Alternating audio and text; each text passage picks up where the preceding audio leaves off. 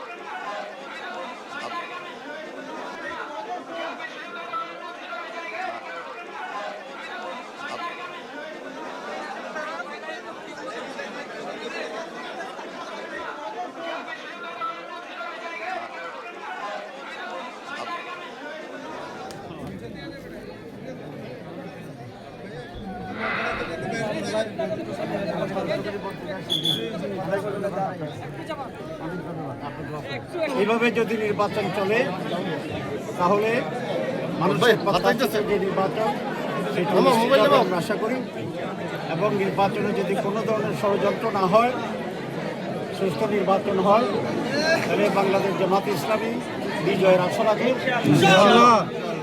সারা দেশ থেকে যে খবর পাচ্ছি আলহামদুলিল্লাহ বাংলা অবস্থা অনেক ভালো, এবং সুষ্ঠু নির্বাচনে যে কোনো রায়কে জামাত ইসলামী মেনে নেবে ইনশাআল্লাহ।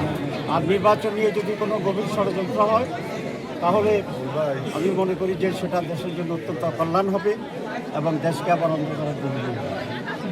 তো আমি আশা রাখি, এখন পর্যন্ত চট্টগ্রামে ইলেকশন নিষ্পত্তি চলছে, প্রচুর প্রশাসন লোক আছে, আমরা বিভিন্ন জায়গায় যে খবর পাচ্ছি জনগণের উদ্দীপনা আছে, ঈদের চেয়েও বেশি উৎসব নিয়ে মানুষ কাজ করছে, এবং আমরা বিজয় অর্জন করব ইনশাআল্লাহ। আমরা আশাবাদী ইনশাআল্লাহ। আপনাদের সবাইকে ধন্যবাদ। আপনি কেমন দেখলেন এখন পর্যন্ত, এবং অনেক জায়গায় এজেন্ট নিয়ে একটু ঝামেলা, আপনাদের কি এরকম কোনো ঝামেলা?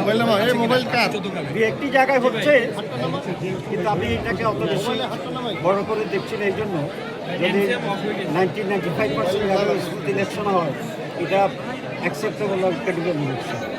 তো এখন পর্যন্ত সো ফার ইজ গুড। আমরা নেক্সট সময়ের জন্য কথা ইনশাআল্লাহ।